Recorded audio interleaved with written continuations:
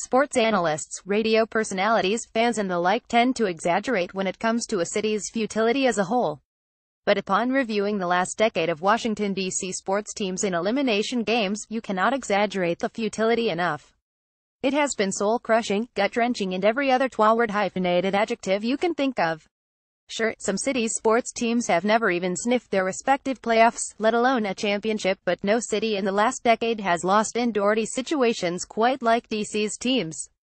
Thursday night was the latest example to add to the lore, with the Washington Nationals taking on the Chicago Cubs at home in a decisive Game 5 of the NLDS. Through 4 innings, the Nats held a 43 lead, with ace Max Scherzer coming to the mound in relief in the top of the 5th.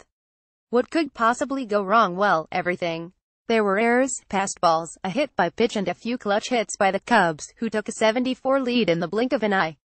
The Nats were able to rally, but eventually lost 98, and found themselves on the wrong end of one of the more questionable replay reviews in recent memory. It was one of the more crushing defeats for a team from our nation's capital, and they've provided plenty of those in the last 10 years. So many in fact, that we decided to rank the top worst 5. Avert your eyes, DC fans. Point 5. 2015 Eastern Conference Semifinals, Game 6. Atlanta Hawks defeat Washington Wizards 9,491 in the battle of who gets to lose to the Cavs in the Eastern Conference Finals. The Hawks and Wizards were neck and neck up until the final seconds of Game 6 in Washington. The Wizards needed to hit a 3 to force OT, and then win in OT to force a Game 7. Paul Pierce appeared to do just that with an absolutely wild three-pointer as time expired, sending the Capital One Arena into a frenzy. But after video review revealed the ball was still in Pierce's hands with 0 seconds left, the officials called it off, effectively ending the game and the Wizards' quest to get to the franchise's first conference finals since they were still known as the Bullets in 1979. Pure euphoria to utter misery all in a matter of minutes. Point 4. 2016 NFC wildcard game. Green Bay Packers defeat Washington Redskins 3,518. The Washington Post, after leading the largest comeback in franchise history and famously asking the media, "You like that?" Kirk Cousins and the Washington Redskins finished the 2015 season on a 63 run, earning the franchise just its second NFC East title in 17 years. This meant the Skins would host a playoff game against Aaron Rodgers' Green Bay Packers, giving them an opportunity to win the team's first playoff game since 2005. Everything began according to plan, with the Redskins opening up in 110 lead. But then Aaron Rodgers happened, and the Packers scored 17 unanswered. Washington did retake the lead, however, only to promptly allow 18 more unanswered in a 3,518 rout. No Kirk Cousins, we do not like that. Point 3.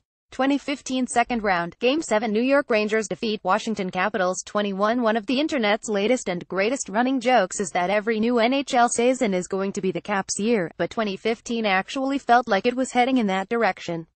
Washington finished off the New York Islanders in the first round of the Stanley Cup playoffs in 7 games, and then took a commanding 31 series lead over the New York Rangers. In Game 5, the Capitals were on the verge of advancing to the franchise's first conference finals since 1998, leading 10 with under 2 minutes to play at Madison Square Garden.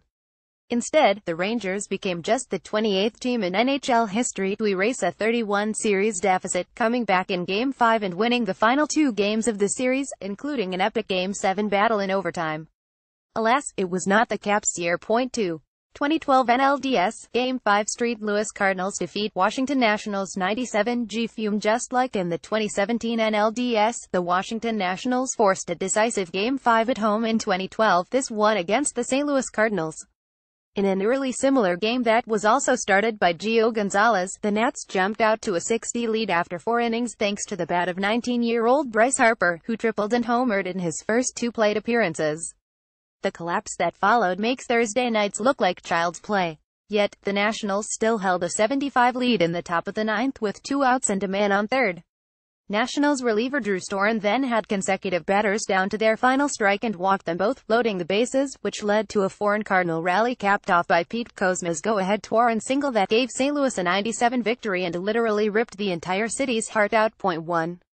2013 NFC wildcard game. Seattle Seahawks defeat Washington Redskins 2,414. The Washington Post, after lighting up the NFL and earning Offensive Rookie of the Year honors in 2012, Robert Griffin III and the Redskins came out firing in the NFC wildcard game, taking a 140 lead over the Seattle Seahawks despite the quarterback being at much less than 100% health. The Redskins continued to run him into the ground anyway, and Seattle stormed back with 24 points unanswered to win 2,414.